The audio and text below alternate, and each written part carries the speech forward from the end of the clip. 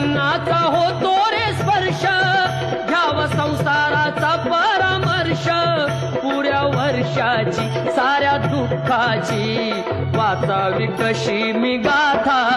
बाप्पा मोरया रे, बाप्पा मोरया रे, चरणी ठेवी तो माथा.